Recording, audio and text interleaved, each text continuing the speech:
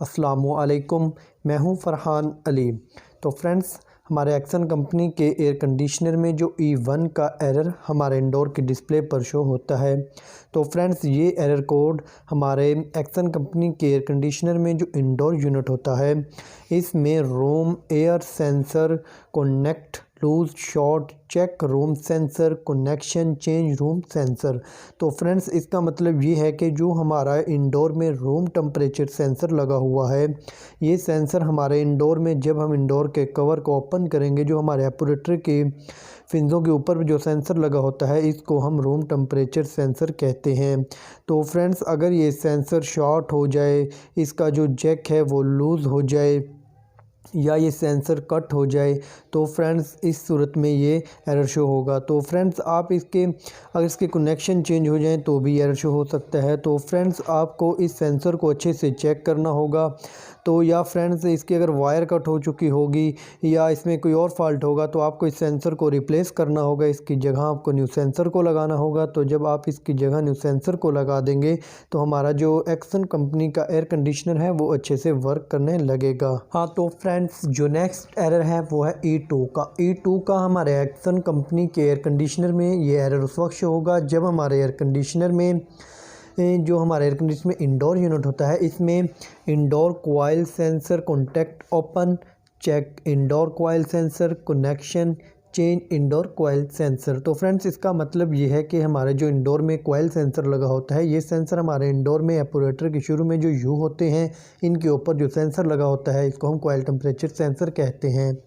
तो फ्रेंड्स, अगर ये सेंसर का जो जैक होता है अगर वो उतर चुका हो, या सेंसर का कनेक्शन लूज़ हो जाए, या ये सेंसर शॉर्ट हो जाए, तो इस कंडीशन में ये एरर शो हो सकता है। तो फ्रेंड्स, आपको इसकी तमाम कंडीशंस को अच्छे से चेक करना होगा।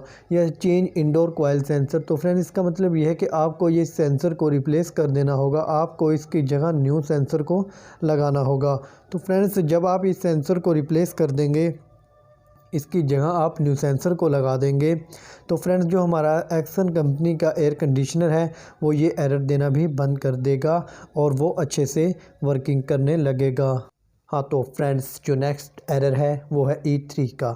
E3 का एरर हमारे एक्सन कंपनी के एयर कंडीशनर में outdoor coil sensor contact open check outdoor coil sensor connection change outdoor coil sensor. तो फ्रेंड्स, इसका मतलब ये है कि हमारे एक्सन कंपनी के एयर कंडीशनर में जो आउटडोर यूनिट होता है, इसमें जो कॉइल सेंसर लगा होता है, तो फ्रेंड्स, अगर इस सेंसर में फॉल्ट आ जाए, तो इसकी अगर वायर कट हो जाए, इसका जो कनेक्शन है वो उतर जाएं, वो लूज़ हो जाएं, वो स्पार्क होते हों, तो भी ये एरर शो हो सकता है। या फ्रेंड्स, इसकी जो ये सेंसर है ये शॉर्ट हो चुका हो, वर्किंग के काबिल ना रहे, तो फ्रेंड्स इस कंडीशन में भी ये एरर शो हो सकता है। तो friends, change outdoor coil sensor. तो इसका मतलब ये है कि जो आपके आउटडोर में कॉइल सेंसर लगा हुआ है, आपको इस सेंसर को उतार कर इसकी जगह आपको न्यू सेंसर को लगाना होगा। आपको इस सेंसर को रिप्लेस करना होगा। तो फ्रेंड्स, जब आप इसकी जगह न्यू सेंसर को लगा देंगे, तो जो हमारा एयर कंडीशनर है एक्सन कंपनी का, वो ये एरर देना भी बंद कर देगा और वो अच्छे से वर्किंग करने लगेगा। हाँ, तो फ्रेंड्स, जो नेक्स्ट एरर है वो है E5 का। E5 का एरर हमारे एक्सन कंपनी के एयर कंडीशनर में उस वक्त शो होगा जब हमारे एयर कंडीशनर में gas leak check for leakage and repair top up refrigerant. तो फ्रेंड्स, इसका मतलब ये है कि अगर हमारे एयर कंडीशनर यूनिट में इंडोर हो या आउटडोर, या इनमें से कोई जो जॉइंट लगे होते हैं ब्रास वाल, या इनके जो इंडोर टू आउटडोर जो इसकी पाइप किट के जो जॉइंट होते हैं, अगर वो लीक हो जाएं, इसकी गैस कहीं से भी लीकेज हो रही हो, तो ये एरर शो करेगा। तो फ्रेंड्स, आपको इसकी लीकेज को चेक करना होगा और उसको रिपेयर करना होगा। तो फ्रेंड्स, जब आप लीकेज को ढूंढ लेंगे, उससे रिपेयर कर लेंगे, तो फ्रेंड्स फिर आपको इसकी जो गैस में जो इसकी अगर गैस कम लीकेज हुई है, तो आपको इसकी जो कमी है वो पूरी करना होगी, इसमें गैस फिलिंग करना होगी। अगर इसकी गैस बिल्कुल ही ख़त्म हो गई है, सारी ही निकल गई है, तो फ्रेंड्स फिर आपको इसकी गैस को दोबारा से फिल करना होगा।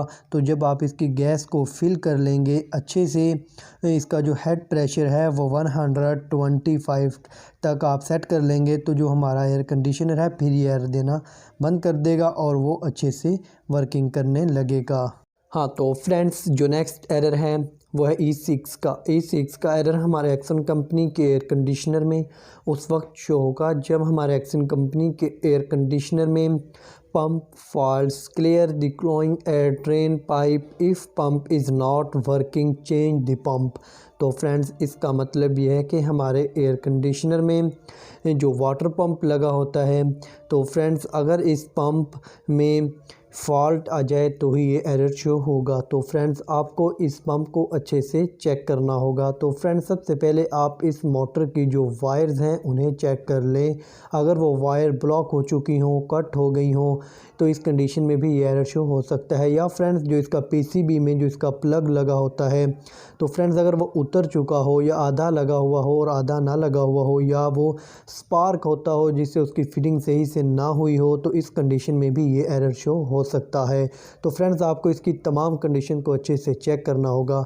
या ये पंप जल चुका हो, इसकी जो अंदर जो कॉइल वाइंडिंग होती है अगर वो जल जाए, वो वर्किंग के काबिल ही ना रहे, तो इस कंडीशन में भी एरर शो होगा। तो फ्रेंड्स आपको इस पंप को चेंज करना होगा, रिप्लेस द पंप। तो फ्रेंड्स आपको जब आप इसकी जगह न्यू पंप को लगा देंगे तो हमारा जो एयर कंडीशनर है वो अच्छे से वर्किंग करने लगेगा और वो ये एरर देना भी बंद कर देगा। हाँ, तो फ्रेंड्स जो नेक्स्ट एरर है वो है E7 का एरर हमारे एक्सन कंपनी के एयर कंडीशनर में उस वक्त शो होगा जब हमारे एक्सन कंपनी के एयर कंडीशनर में outdoor coil sensor exhaust MS model remove outdoor coil sensor. तो फ्रेंड्स ये एरर हमारे एयर कंडीशनर में जो आउटडोर यूनिट होता है इसमें जो कॉइल सेंसर लगा होता है, तो फ्रेंड्स जो कॉइल एग्जॉस्ट सेंसर में अगर फॉल्ट आ जाए, उसकी वायर कट हो जाए या उसका जो पीसीबी में प्लग लगा हुआ है अगर वो लूज़ हो जाए या वो निकल जाए, तो इस कंडीशन में ये एरर शो हो सकता है। तो फ्रेंड्स आपको इस सेंसर को अच्छे से चेक करना होगा। या फ्रेंड्स जो इस सेंसर अगर ये सेंसर शॉर्ट हो जाए, वर्किंग के काबिल ही ना रहे, तो आपको इसकी जगह न्यू सेंसर को लगाना होगा। तो फ्रेंड्स जब आप सेंसर को रिप्लेस कर देंगे, न्यू सेंसर को लगा देंगे, तो हमारा जो एयर कंडीशनर है वो ये एरर देना भी बंद कर देगा और वो अच्छे से वर्किंग करने लगेगा। हाँ, तो फ्रेंड्स जो नेक्स्ट एरर है वो है E8 का एरर हमारे एक्सन कंपनी के एयर कंडीशनर में उस वक्त शो होगा जब हमारे एक्सन कंपनी के एयर कंडीशनर में hardware error test switch pin short check for the test switch pin connection. तो फ्रेंड्स इसका मतलब ये है कि हमारे एयर कंडीशनर में टेक्स्ट स्विच पिन अगर शॉर्ट हो जाए तो फ्रेंड्स या वो वर्क करना छोड़ दे, तो इस कंडीशन में ये एरर शो होगा। तो फ्रेंड्स आपको इसके अगर कनेक्शन ख़राब हो जाएं, लूज़ हो जाएं, स्पार्क हो, तो भी एरर शो होगा। तो फ्रेंड्स आप इन्हें अच्छे से चेक कर लें और इसमें जो भी फॉल्ट हो उसे ट्रेस करें और उसे रिपेयर करें। तो फ्रेंड्स जो हमारा एयर कंडीशनर है एक्सन कंपनी का वो ये एरर देना बंद कर देगा और वो अच्छे से वर्किंग करने लगेगा। हाँ, तो फ्रेंड्स जो नेक्स्ट एरर है वो है E9 का एरर हमारे एक्सन कंपनी के एयर कंडीशनर में उस वक्त शो होगा जब हमारे एक्सन कंपनी के एयर कंडीशनर में no feedback from indoor fan check indoor fan motor wiring. तो फ्रेंड्स इसका मतलब ये है कि हमारे एयर कंडीशनर में जो इंडोर यूनिट होता है इसमें जो फ़ैन मोटर लगी होती है जिसे हम ब्लोअर मोटर भी कहते हैं, तो फ्रेंड्स अगर इसमें फ़ॉल्ट आ जाए, ये वर्किंग ना कर पा रही हो, तो इस कंडीशन में ये एरर शो होगा। तो फ्रेंड्स आपको इसकी फ़ैन मोटर को अच्छे से चेक करना होगा। तो फ्रेंड्स अगर इस फ़ैन मोटर की जो वायर्स हैं वो ब्लॉक हो जाएं, कट हो जाएं, तो इस कंडीशन में ये एरर शो हो सकता है।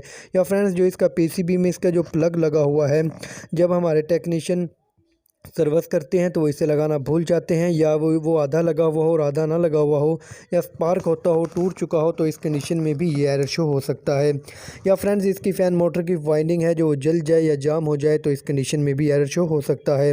तो फ्रेंड्स अगर इसके जो ब्लोअर मोटर की जो हमारा ब्लोअर होता है, तो फ्रेंड्स अगर इसके ऊपर मट्टी डस्ट बहुत ज़्यादा हो जाए जिससे ये वर्किंग करने में से मुश्किल पेश आ रही हो, वो सही से घूम ना पा रहा हो, तो यानी कि जिससे वो सही वर्किंग नहीं कर पा रहा हो, तो इस कंडीशन में भी ये एरर शो हो सकता है। तो फ्रेंड्स आप इसकी तमाम कंडीशन को चेक करें, इसमें जो भी फॉल्ट हो उसे ट्रेस करें और उसे रिपेयर कर लें।